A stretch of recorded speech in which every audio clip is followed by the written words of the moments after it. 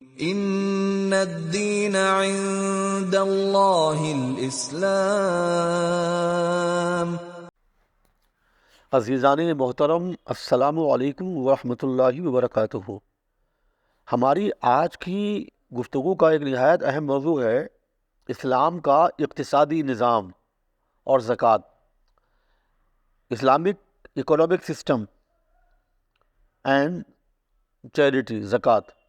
عزیزو، اسلام کے اقتصادی نظام کا بنیادی تصور یہ ہے کہ ہر چیز اللہ کی ملکیت ہے۔ انسانی جان و مال کا مالک حقیقی اللہ ہے۔ انسانی تصرف میں، اس کے استعمال میں، اس کی کنزمپشن میں جو کچھ ہے وہ اللہ ہی کی امانت ہے۔ انسان کو تو محض وقتی طور پر اور محدود مقاصد کے لیے اس کا کچھ اختیار دے دیا گیا ہے۔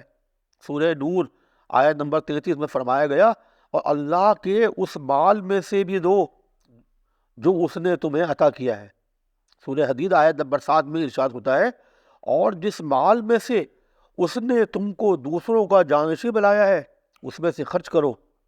سورہ توبہ آیت نمبر 111 میں فرمایا گیا، بلا شبہ اللہ تعالیٰ نے مومنین سے خرید لیا ہے ان کی جانوں کو اور ان کے مالوں کو، اس کے عوض، اس کے بدلے کہ انہیں جنت ملے گی۔ عزیزو، جب اہل ایمان کے دلوں میں یہ احساس مستحکم ہو گیا، پائیدار ہو گیا، جم گیا کہ ان کی جان اور جو کچھ مال ان کے پاس اللہ کا دیا ہوا ہے وہ اللہ کی امانت ہے، ہماری حیثیت تو بس ایک امین کی، ایک ٹرسٹی کی ہے، تو مال خرچ کرنے یعنی انفاق خرچ کرنے کے متعلق انہیں پہلا حکم یہ دیا جاتا ہے اللہ تعالیٰ کی طرف سے۔ لوگ آپ سے پوچھتے ہیں کہ کتنا خرچ کریں، تو آپ کہہ دیجئے کہ جو ضرورت تمہاری ضرورت سے بچے۔ سورہ البقرہ آیت نمبر 219۔ عزیزو، اسلامی تاریخ میں متعدد ایسے واقعات ہیں جہاں اہل ایمان نے اس کا نہ صرف عملی نمونہ پیش کیا بلکہ اپنی ضروریات کی بھی پرواہ نہ کی اور دوسروں کی ضرورت کو مقدم رکھا، ان کو اہمیت دی۔ حضرت ابو ایوب انصاری رضی اللہ تعالیٰ عنہ کا وہ مشہور واقعہ کہ مہمان کی خاطرداری میں کچھ نہ کھایا، کسی طرح چراغ گل کر دیا، پہلے بچوں کو سلا دیا، کھانے کے وقت چراغ گل کر دیا تاکہ مہمان کو محسوس بھی نہ ہو۔ اس ایثار اور سلوک کے سلسلے میں اللہ تعالیٰ اپنے ایسے نیک بندوں کو، محبوب بندوں کو یہ قرآنی اعزاز عطا ہوتا ہے، یہ سناتا ہے، یہ پیغام ملتا ہے ان کو، اور یہ بشارت ملتی ہے، اور اپنے سے مقدم رکھتے ہیں اگرچہ خود فاقے نہ ہو۔ سورہ حشر آیت نمبر 9۔ عزیزو، قرآن مجید میں جگہ جگہ نماز کے ساتھ زکوٰۃ کا ذکر ہے۔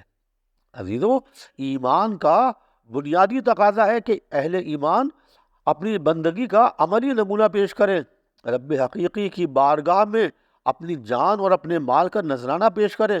نماز کے ذریعے وہ اپنے وجود ظاہری کے ساتھ بارگاہ الہی میں اپنا سر نیاز خم کر کے ہدیہ شکر بجا لائیں، یہ نماز کے ذریعے۔ اور زکوٰۃ کے ذریعے وہ اللہ کی عطا کردہ مال میں سے کچھ خرچ کر کے اللہ کی شکر گزار بندے ہونے کا اظہار کریں۔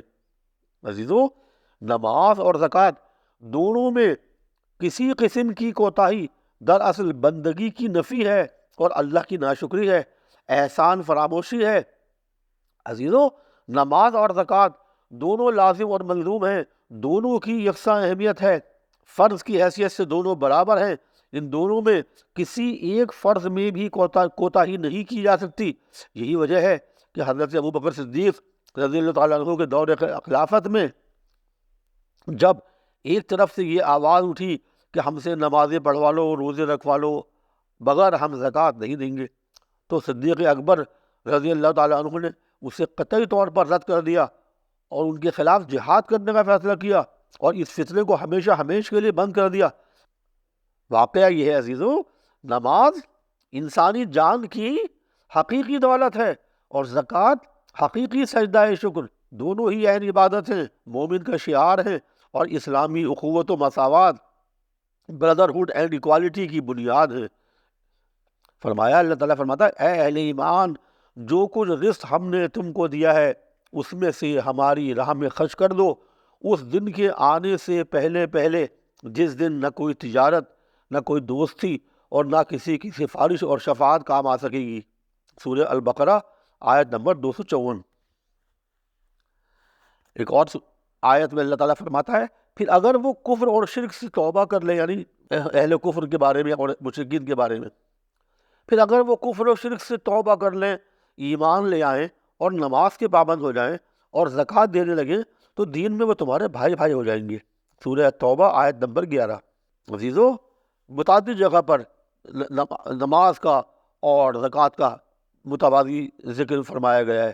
عزیزو، نماز کے ساتھ ساتھ زکوٰۃ بھی اللہ کے قرب اور اس کی اللہ کی رضا کا بہت بڑا ذریعہ ہے۔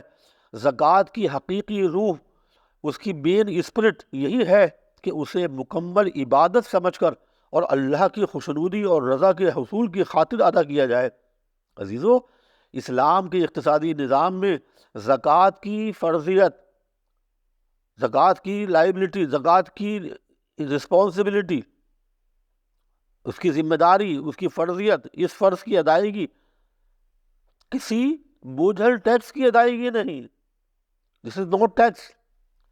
یہ تو مومن کے ایمان اور اس کے احتساب کی روح ہے، ایمان کی روح ہے، احتساب کی روح ہے، اپنے سیلف اسسمنٹ کی روح ہے۔ اسلام کے اقتصادی نظام نے عزیزو معاشرے میں اخوت، الفت، مساوات اور اعتماد کو فروغ دینے کے لیے زکوٰۃ کا نظام کیا ہے، زکوٰۃ کا نظم کیا ہے، جسے معاشرے کے، جسے ہمارے سماج کے جو صاحب ثروت یعنی صاحب دولت مند لوگ ہیں، ان سے لے کر اسے معاشرے کے جو نادار اور غریب اور ضرورت مند لوگ ہیں ان تک پہنچانے کا نظم کیا جاتا ہے۔ عزیزو، اسلام نے زکوٰۃ کا وہ اجتماعی اور منصفانہ نظام قائم کیا ہے کہ اسے اگرچہ سماج کے اہل دولت کے ذریعے غربا اور اہل حاجت میں تقسیم کیا جاتا ہے، لیکن اس سے اہل حاجت، اہل دولت کے 10 نگر نہیں ہو جاتے۔ یعنی جو دینے والا ہے وہ یہ نہ سمجھے کہ یہ میرا احسان مند ہو گیا، یا یہ میرا غلام ہو گیا، یا لینے والا یہ سمجھے کہ میں ان کا 10 نگر ہو گیا۔ اس سے کوئی غریب کسی امیر، زکوٰۃ کا وہ نظام ہے اسلام کا، اس سے کوئی غریب کسی امیر کا محتاج یا غلام نہیں بنتا، وہ کسی کے احسان تلے دب نہیں جاتا، اس کی غیرت، اس کی خودداری کو کوئی آنچ نہیں آتی۔ کسی غریب اور اہل حاجت اور ضرورت مند کا یہ تو سماجی حق ہے، اس کا سوشل رائٹ ہے کہ اسلامی معاشرے کے اہل دولت، جو اسلامی معاشرے کے جو دولت مند لوگ ہیں اور جو اہل نصاب ہیں، اس کی استعانت کریں، اس کی مدد کریں، اس کے ساتھ تعاون کریں، وہ معاشرے میں پچھڑا ہوا نہ رہے۔ آج اس کی اس قدر مدد کر دی جائے کہ کل یہی شخص جس کی مدد کی جا رہی ہے اس قابل ہو سکے کہ وہ دوسروں کی مدد کے لیے اٹھ کھڑا ہو۔ عزیزو، اسلام کا اقتصادی نظام امیر کو مزید امیر بنانا یا غریب کو مزید غریب بنانا نہیں، یہاں تو ہر حال میں جذبہ شکر کی ادائیگی کا حکم ہے، خواہ غریب ہو یا صاحب ثروت دولت مند۔ کسی پر زکوٰۃ کی ادائیگی فرض ہے تو یہ کسی کا سماجی حق ہے۔ عزیزو، غربت ہو یا ثروت دولت مندی، یہ دونوں حالتیں بھی ہمیشہ یکساں نہیں رہتی۔ اسلام مال و زر کی گردش، سرکولیشن آف منی کو لازمی قرار دیتا ہے۔ اسلام کا جو اکنامک سسٹم جو ہے اس کے مطابق کیا ہے کہ دولت جو ہے وہ گردش کرتی رہے، سرکولیشن آف منی۔ اسلام نے زکوٰۃ کی فرضیت کے ساتھ وہ معاشی نظام دیا ہے کہ اس کے ذریعے دولت مسلسل گردش میں رہتی ہے، چند ہاتھوں میں سمٹ کر نہیں رہ جاتی۔ زکوٰۃ کی خاطر خواہ ادائیگی سے ایک طرف سماج کا بدحال طبقہ بہتر زندگی گزارنے کا اہل بنتا ہے تو دوسری طرف زکوٰۃ دینے والے امیر طبقے کی دولت میں کوئی کمی واقع نہیں ہوتی، اسے تو محض وہ متعین حصہ نکالنا، ایک ڈیفینٹ، ایک فکسڈ ویلیو آف منی، متعین حصہ نکالنا لازمی ہوتا ہے جو اس کی ضروریات کی تکمیل کے بعد اس کے بعد زائد ہے، سرپلس ہے، اس کے ذریعے تو اس کا مال پاک ہو جاتا ہے۔ عزیزو، زکوٰۃ کی ادائیگی سے انسانی نفس کی بہت سی بیماریاں بھی دور ہوتی ہیں، جیسے بخل، کنجوسی، خود غرضی، حق تلفی، سندلی، بے رحمی، کبر، انا، غرور، نفس کی پاکی وغیرہ۔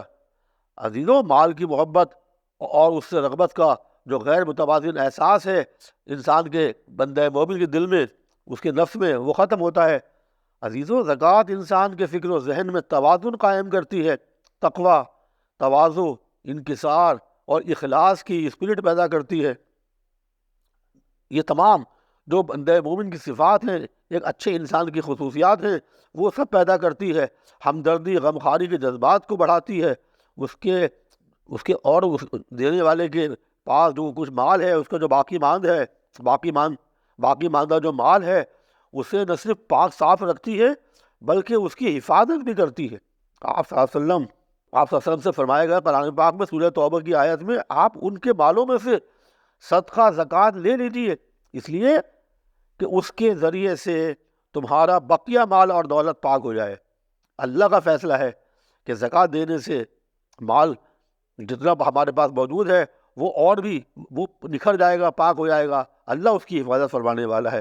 عزیزوں، انشاءاللہ اگلی گفتگو میں زکوٰۃ کا تعلق سے کے جو نظام ہے، یہ پہلی گفتگو تھی۔